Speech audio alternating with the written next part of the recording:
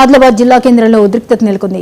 Soya పత్తి పంటల కొనుగోలుపై కేంద్ర రాష్ట్ర ప్రభుత్వాల వైఖరిని నిరసిస్తూ స్థానిక ఎంపీ ఎమ్మెల్యేల ఇంటిని ముట్టడించేందుకు బయలుదేరారు మాజీ మంత్రి అధ్యక్షులు జోగురామన్న. ఆయన్ను మార్గమధ్యలో అదుపులోకి తీసుకున్నారు పోలీసులు. అదుపులోకి తీసుకునే క్రమంలో పోలీసులకు బీఆర్ఎస్ నాయకులకు స్వల్ప తోపులాట జరిగింది.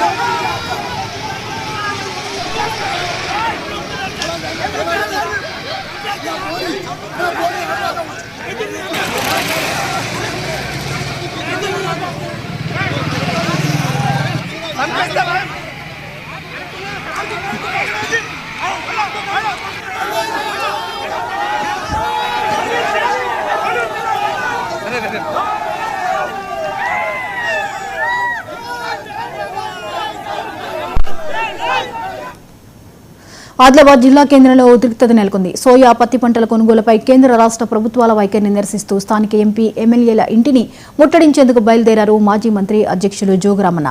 ఆయన్ను మార్గమధ్యలో అదుపులోకి తీసుకున్నారు పోలీసులు. అదుపులో తీసుకునే క్రమంలో పోలీసులకు బీఆర్ఎస్ నాయకులకు స్వల్ప తోపులాట జరిగింది.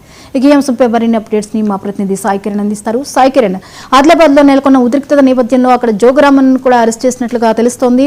ప్రస్తుతం పరిస్థితి ఏంటి? అదుపులో ఉందా?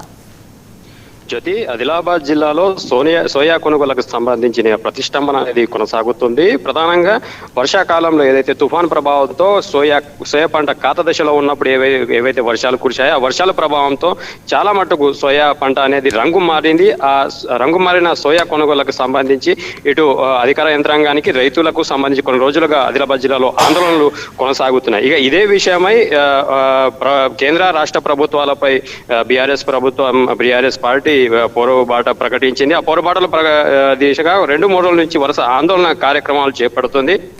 నిన్న జైనాథ్ బేల ప్రధాన రహదారిపై నిన్న రాస్తారోకో నిర్వహించి నిరసన కార్యక్రమం చేసింది. అందులో భాగంగానే ఈ రోజు ఎంపీ ఎమ్మెల్యేల ఇంటిని ముట్టడించేందుకు నిరసన కార్యక్రమాన్ని ప్రకటించింది. అందులో భాగంగానే జోగురామన్న ఈ రోజు పాయల శంకర్ ఏదైతే ఎమ్మెల్యే క్యాంపు కార్యాలయం ఉందో క్యాంపు కార్యాలయాన్ని ముట్టడించేందుకు వెళ్తుండగా పోలీసులు అదుపులో తీసుకునే క్రమంలో కాస్త ఉద్రిక్త పరిస్థితులు నెలకొన్నాయి. ఇటు బీఆర్ఎస్ కార్యకర్తలకు కావచ్చు, అటు పోలీసులకు కావచ్చు ఇచ్చిన తోపులాట అనేది జరిగింది. ఈ వాగ్వివాదం కాస్త తోపులాటకు దారితీసి కాస్త ఉద్రిక్త పరిస్థితులు మాత్రం నెలకొన్నాయి. ఆ తర్వాత పోలీసులు జోగురామన్నను అదుపులోకి తీసుకొని 1 టౌన్ పోలీస్ స్టేషన్ తరలించడం జరిగింది. ఆ 1 టౌన్ పోలీస్ స్టేషన్ లోనే మళ్ళీ జోగురామన్న బీఆర్ఎస్ కార్యకర్తలు సహా నిరసన కార్యక్రమం మాత్రం కంటిన్యూ చేసి చేస్తున్న పరిస్థితి ఉంది.